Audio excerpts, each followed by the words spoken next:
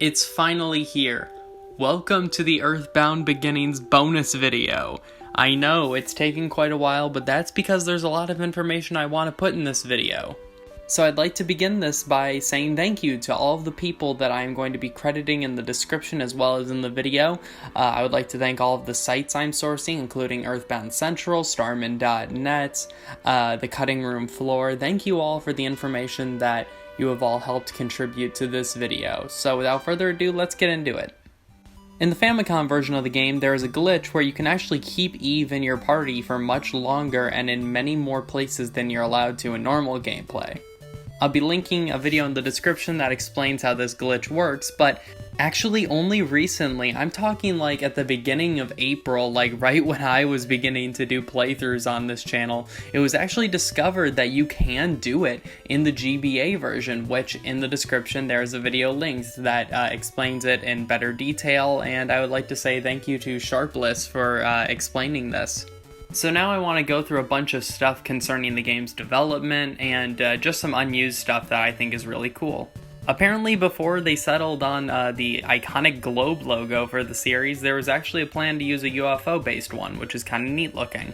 EarthBound Beginnings back in the 80s was actually going to be localized as EarthBound. An early name for it was actually Spacebound, because they thought Mother was essentially too girly of a name to market to US gamers.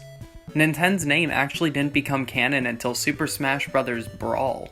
In many early manuals for the game, Ninten is simply referred to as Boku, which is just Japanese for me essentially, giving the player a surrogate for themselves in the story.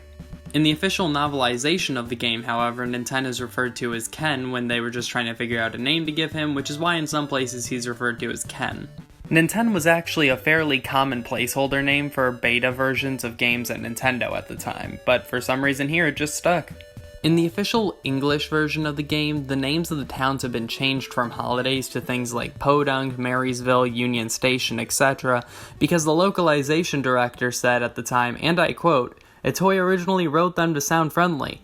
I don't believe that towns named after holidays was friendly. Matter of fact, I thought it sounded stupid, and thought older players would be really turned off. I wanted it to be enjoyable for all ages." How charming. A text box that many players, including myself, have never actually seen is that if a battle goes on for 255 turns, you eventually just get something that says the battle lingers on and then it ends. This actually even works in the Gygus battle at the end and will just default bring you to the ending. It's essentially just a keepsake in case there's a soft lock during battle. The lady in Halloween actually offers you 3 hints, but if you say no once and she disappears, she never returns for the rest of the playthrough. That is amazing. While it's very difficult and very annoying to do, it is actually possible to get Anna before getting Lloyd. Yeah. You can actually trudge through the enemy-ridden train tunnels and arrive in Snowman on foot, which means you can actually get Anna to join your party before Lloyd, which could be helpful in theory since she learns a lot of PSI powers.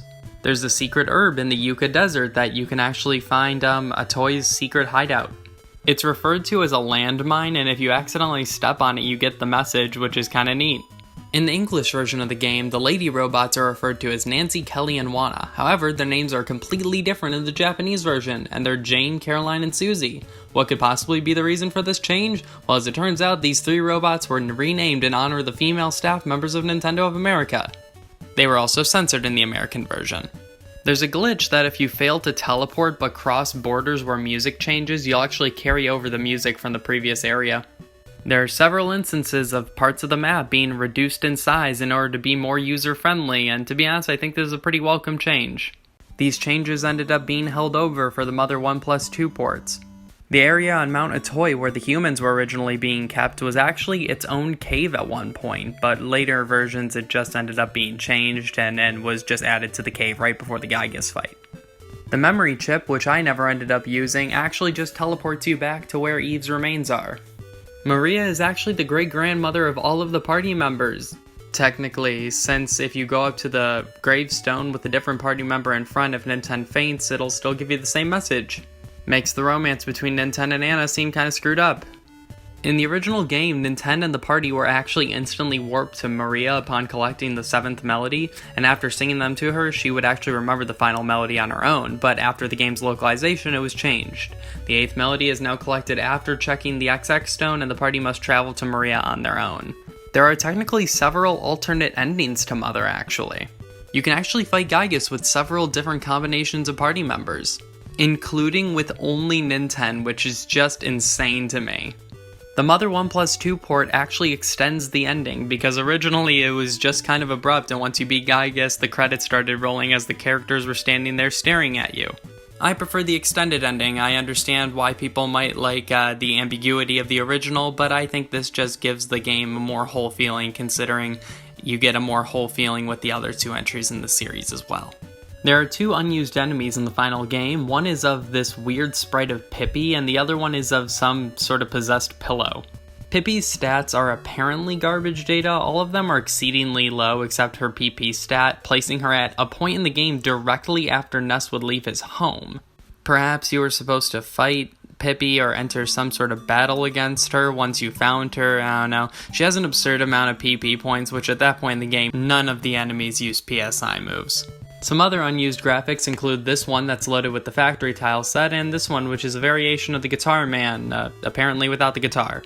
There's also some unused text throughout the game, including this one that appears with the doll, which is just, "Spooky, the doll walks by itself." You're unable to use the check feature while fighting Teddy, but if you could, you would get this text. "Maybe he's not really rotten to the core." There's text for a third person you can talk to with the abducted people in that room, but you can't reach them, so there's this unused text that just says, "Not that I have claustrophobia, but I can't stand. Small, close spaces." EarthBound Beginnings actually has its own anti-piracy screen, which could be triggered at these certain points if you're using an illegal copy. The crow enemy was infamously changed for the localization by having his cigarette moved, while the gang zombie and Shroudy were both adjusted to get rid of any references to blood.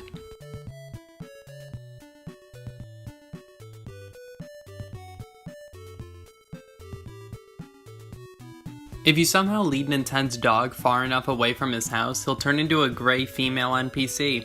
There are 2 videos in existence of Shigesato Itoi talking about the development of the game in March and May 1989. Several graphical differences can be seen, so here are a few that I wanted to highlight that I find neat.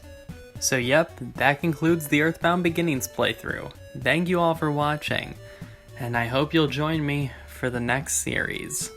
Come on, Monkey. Give us Mother 3! It's coming soon, I promise. I promise.